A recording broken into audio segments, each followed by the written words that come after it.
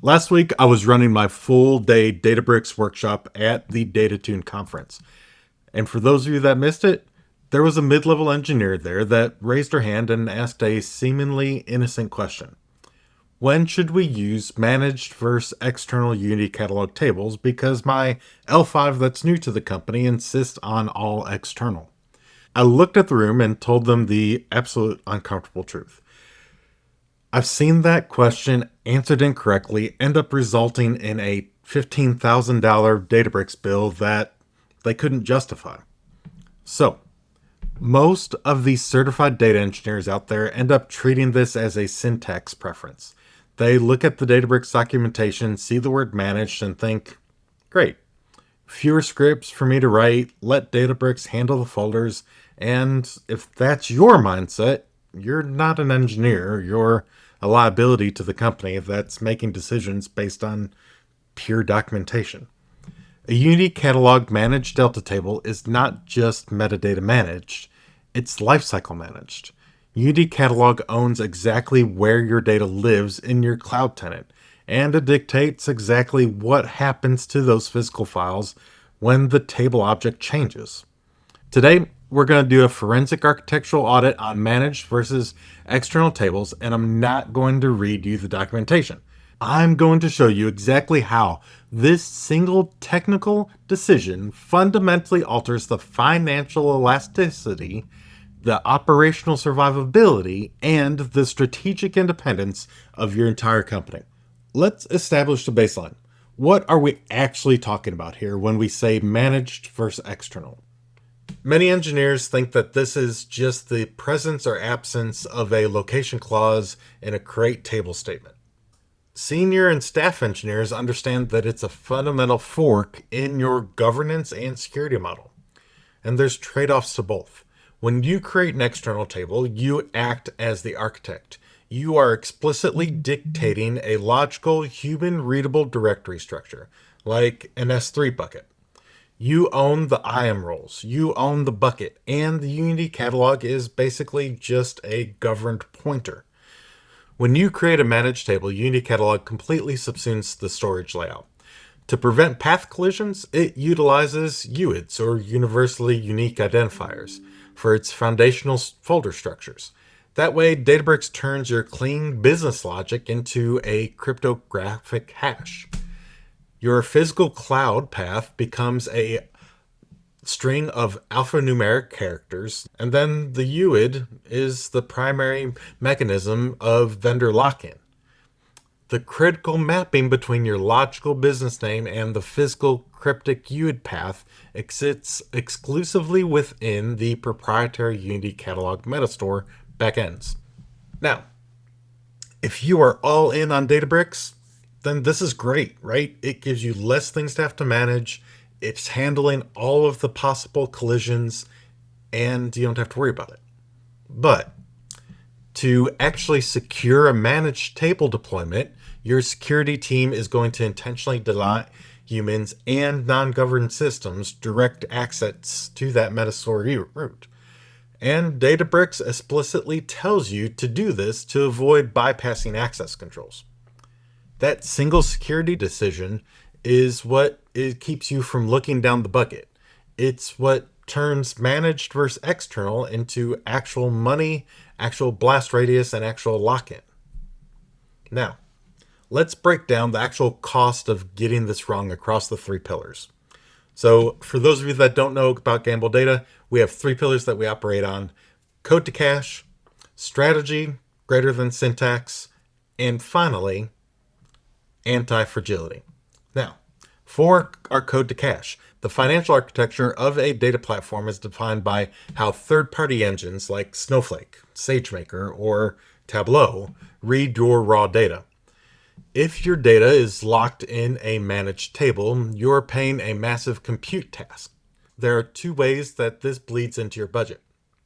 In pattern A, this is the legacy proxy. If a legacy BI tool needs to read a managed table, it is connecting via JDBC to a Databricks SQL warehouse, and now you're in this weird double billing scenario. You end up paying AWS or Azure for the VMs that are running and the networking, and you're also paying Databricks in DBUs. So let's do the math.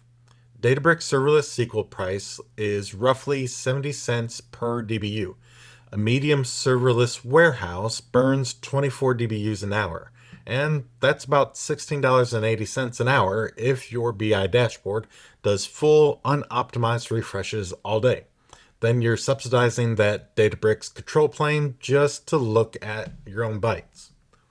Now, the caveat to this is that many businesses out there will leverage the relationship that they have with one of these businesses and lower that cost. So, while the actual raw cost of this may be higher, because of the relationship with Databricks, your cost may be perceived to be lower.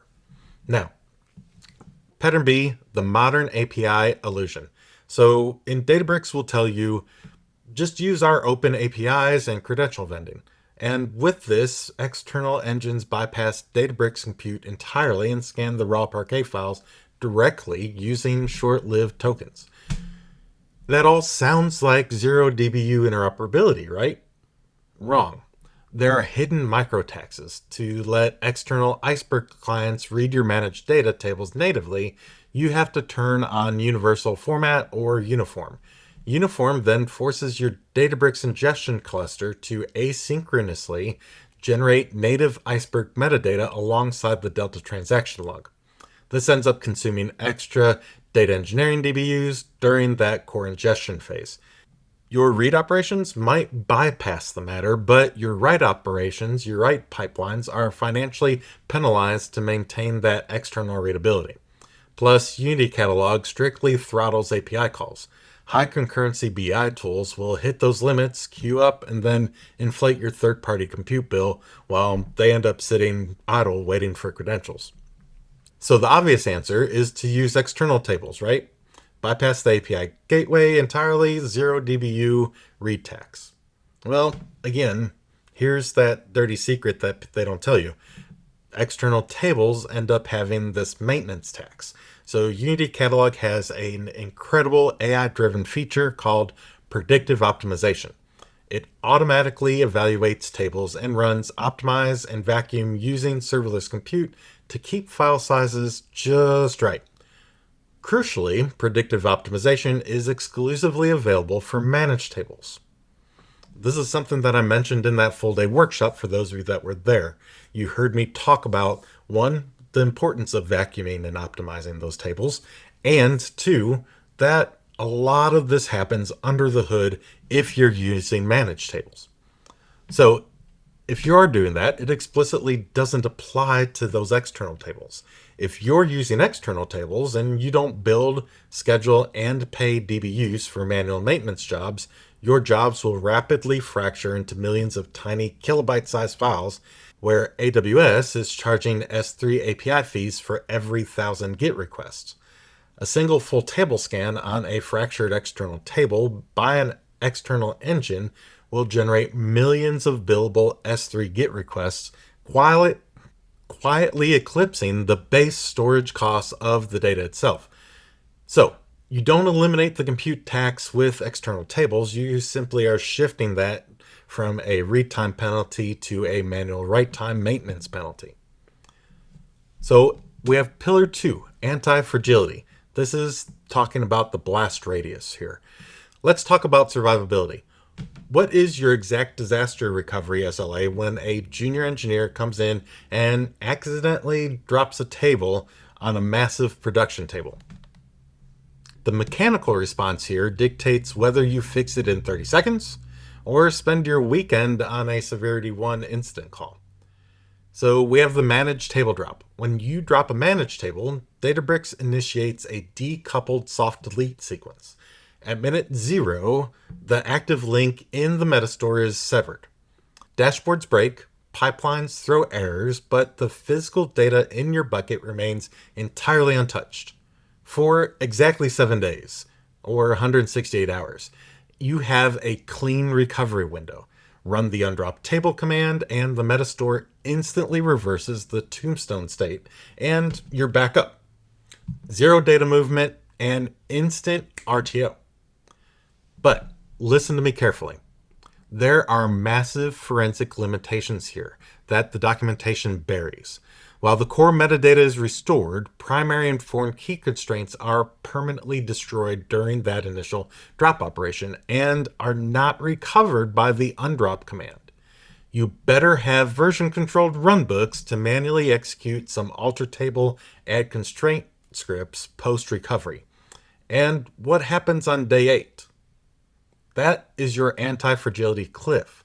Unity Catalog signals a background garbage collection process and executes a hard physical deletion of all of your underlying Parquet files directly via the cloud provider APIs. If that drop table goes unnoticed for 8 days, say an ML feature store that only gets used quarterly, the data gets vaporized. And because standard Delta Lake best practices explicitly mandate disabling S3 object versioning to prevent compounding storage costs, your data loss is absolute, unrecoverable, and catastrophic. When that same junior engineer drops an external table, Unity Catalog immediately and permanently deletes the metadata. There's no tombstoning. The undrop command is unsupported here and will fail immediately. However, because the table is external, Databricks does not and architecturally can't issue delete commands to the physical files. So your data archives are functional forever. And it's still living in that S3 bucket. So really, you just have to rewire that connection. Disaster recovery is guaranteed, but that SLA is a nightmare. You end up having to interrogate all the source control for the exact schema, find the exact S3 URI, manually formulate, create table location commands, and manually reapply all the UC access grants. More dangerously, this creates the silent storage tax.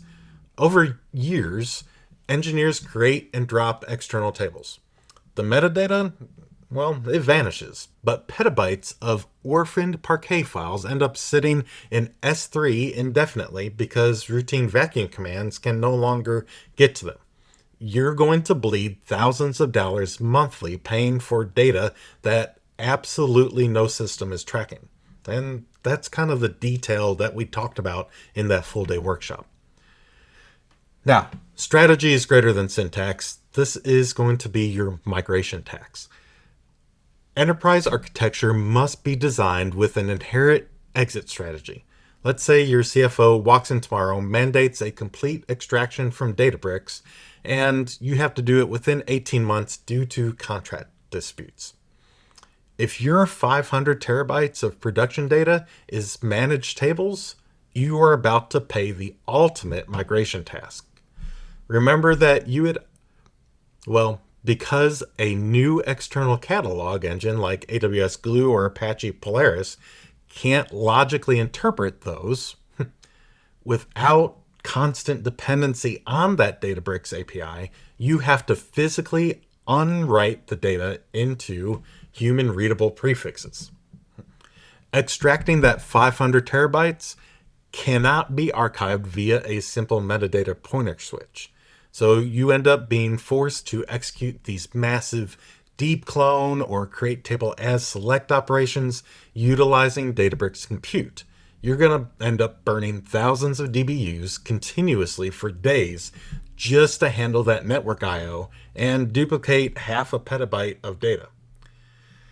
And if the target bucket is in a different cloud region, AWS ends up charging 2 cents per gigabyte for cross-region data transfer. So for that 500 terabytes, you're looking at over 10K just in network egress fees. So before you even refactor that compute burn and the temporary 2x storage penalty of holding both datasets, you've already spent 10 grand. In stark contrast, migrating 500 terabytes of external tables represents the absolute pinnacle of strategic leverage.